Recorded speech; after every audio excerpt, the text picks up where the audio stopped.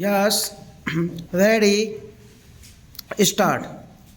It is gratifying to notice that the indoor bar has grown over the decades and produced eminent lawyers and judges whose contribution to the legal field has been significant in the mighty freedom struggle that took place prior to independence. The role played by the bar and its leaders in this country is memorable.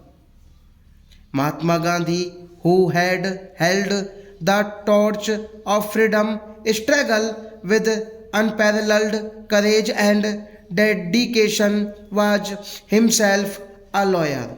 So was the case with other eminent leaders of the freedom movement like Jawaharlal Nehru, Sardar Patel, and innumerable other leaders. Legal profession in any political organized community has got a unique place among intellectual professions. In our constitution, we have adopted democracy as a way of life based on the rule of law and supported by the triple arch of liberty, equality, and justice. In the preamble to our constitution, we have proclaimed these as basic guarantees under our political system. As you are aware, for a democracy system to function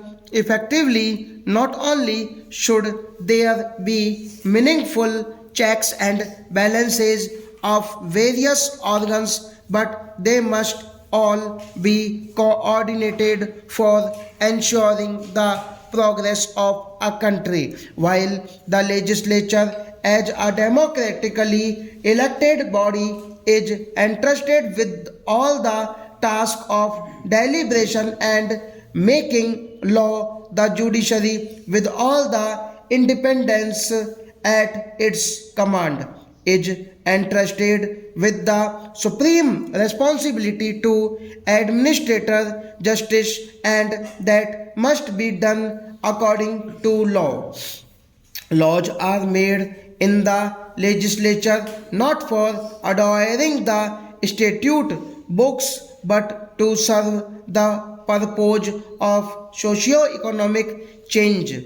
They are born in response to demands arising from the unsatisfied, nevertheless legitimate human desires and ambitions.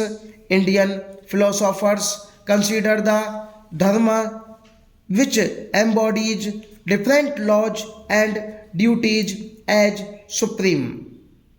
The Upanishads, which echo our philosophy, observe law is the king of kings, far more powerful than they are, is nothing higher than law, and by its prowess as by that of the highest monarch. In heaven, the will shall prevail over the strong, and justice will triumph. Neither the constitution nor laws created under the constitution are ends in themselves. They are created for the purpose of meeting the challenges the society faces in social, economic, and political spheres as well. From time to time, democracy is always entitled to lean on the power of the constitution and law of for the purpose of bringing about the socio-economic reforms for its poor people, the object being attainment of a welfare state. Even though we have guaranteed freedom of life, liberty, expression and belief inter alia under our constitution. We have yet to guarantee freedom to the teeming millions from want and ignorance. In this country, out of over 60 crore people, 80% live in the villages.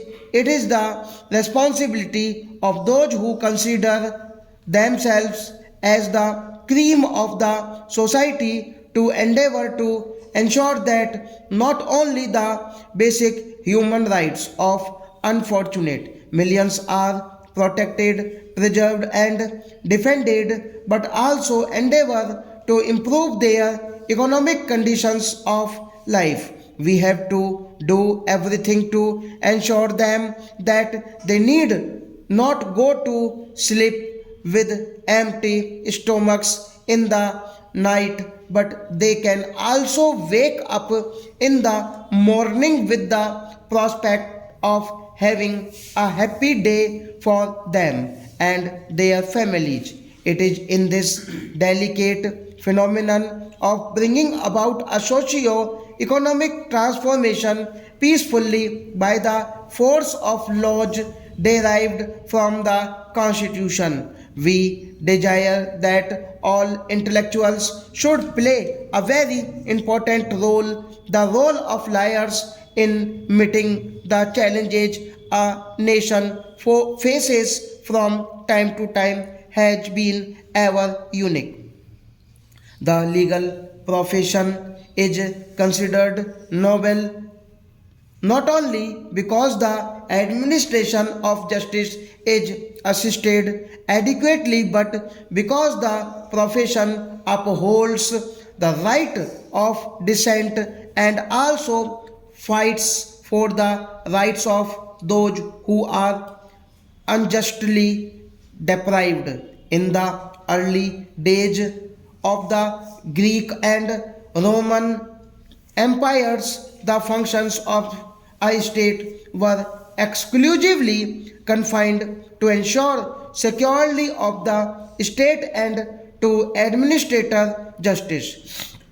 Societies from time immemorial have been conflict ridden. As long as basic instincts in man continue to prevail over his actions, conflicts in one form or the other are inevitable. A state which fails to resolve conflicts through the instruments of law will no more enjoy the confidence of its subjects.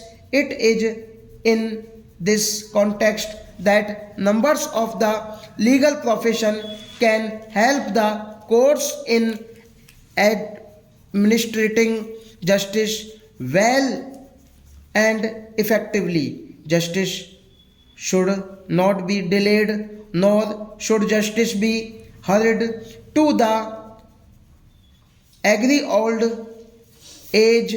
Justice delayed is justice denied. It may be appropriate to add justice hurried is justice buried when justice is to be done between two conflicting groups or individuals. All aspects are to be carefully considered and weighed, and adequate opportunity of being heard will have to be given before delivering a verdict, because any verdict may affect the future generation as well.